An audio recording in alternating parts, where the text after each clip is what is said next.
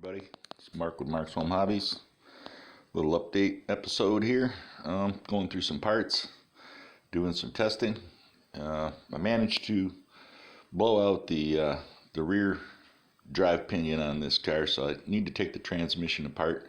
But before I do, after doing a little tuning with the wider back tires on here, as I did in the previous episode there, remounting the receiver correctly with the gyro and the speed control, you can see that the car is it's pretty tidy right now. It looks pretty good, and the suspension could use a little work and everything. The front is good with the monoshock always, and it has about 2 millimeters ride height.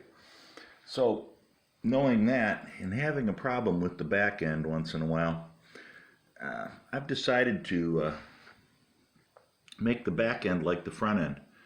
And I'm going to turn the back end of this car into a monoshock too.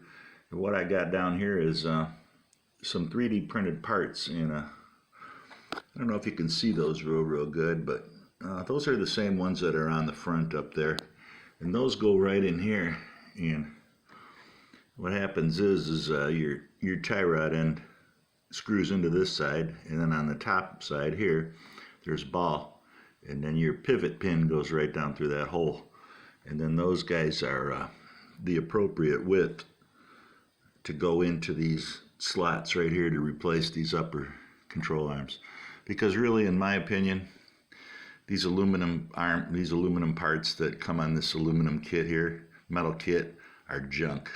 They're really loose, and it makes the car wobble with the gyro because, you know, the arms got that little bit of play in there, and I've stuck washers in there, and I've just totally, jazzed my transmission case with my X-Acto knife trying to get those arms to fit, and with washers, and a lot of messing around and hours worth of work for nothing when I could have just printed these parts right here, which I already had them, and installed them on here and been done with it with a shock like this, and have perfect ride height, perfect suspension. So that's what we're going to do next. Got some charged up batteries over here. These batteries are definitely not 4600 milliamps or whatever they advertise them. Yeah, 4600. They're definitely not 4600.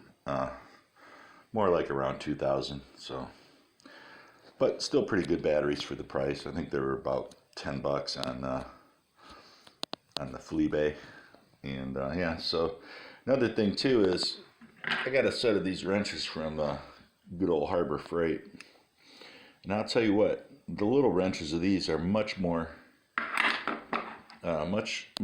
durable than some of those other wrenches that you get in other kits, because I've had a couple of those other wrenches.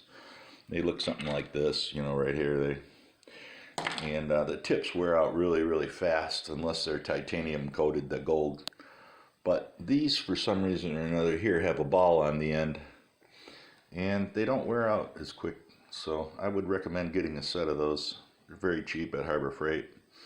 I'm going to continue using my FlySky radio with this rear-wheel drive car for the time being. I'm also curious about the Dumbo RC radio right here too, and the gyro with this gyro right here. GYC 400 anti-focus gyro. Yeah, so anyway, I'm curious to hook up that remote into the third channel so I can adjust it on the fly, so to speak. And I may try this too, since I have all these other metal parts I'm not using now. I'm basically not using much out of that metal kit except just the hubs and the those carriers and stuff like that right now. I'm going to be getting rid of the other stuff. I think what I'll do is I'll just, I may try just splitting this down and using the back half and still maintaining this other side for the time being.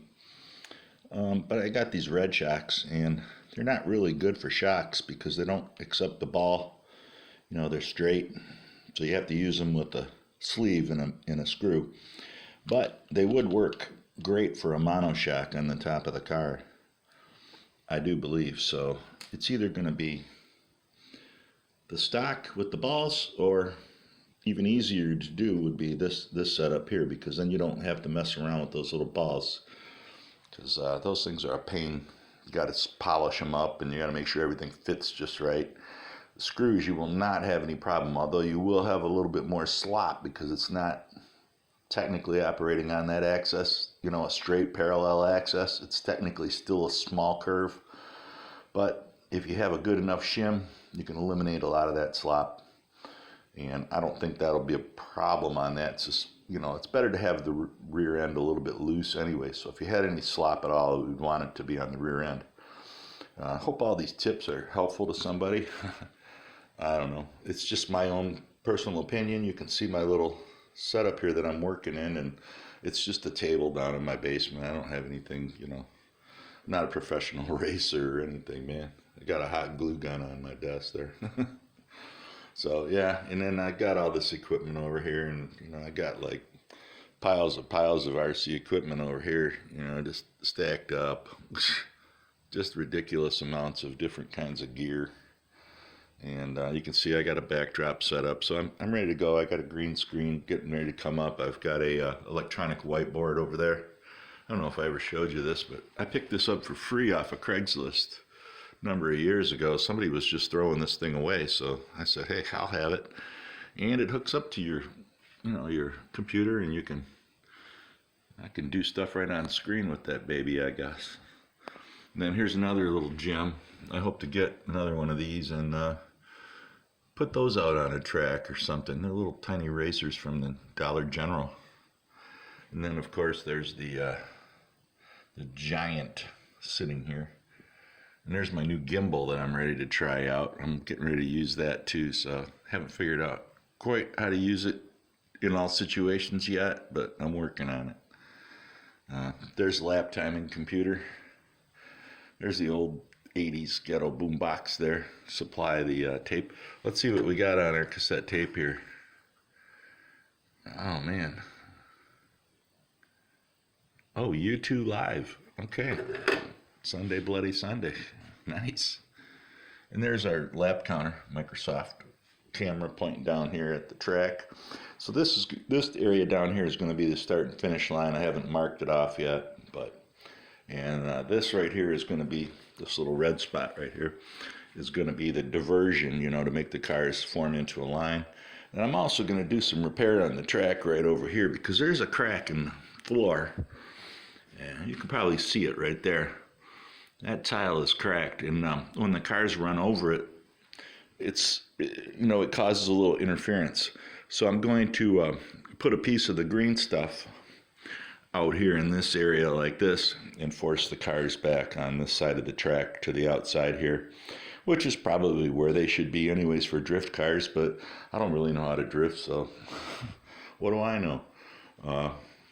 I got an idea too. I'm thinking about buying a high-grade car. There's a hobby shop around here that sells some high-end cars, so I'm thinking about getting me one of them high-end ones, like DRZ or, you know, Atomic or one of those guys, you know, DRX or, wow, I don't know, there's so many of them, GLD, and man, there's a lot of them. So I'm thinking about buying one of those too, so I can really experience what a real drift car is supposed to be like. So anyhow, if you stuck around this long, thanks a lot for watching. If you're a new subscriber, thanks. Tell your friends.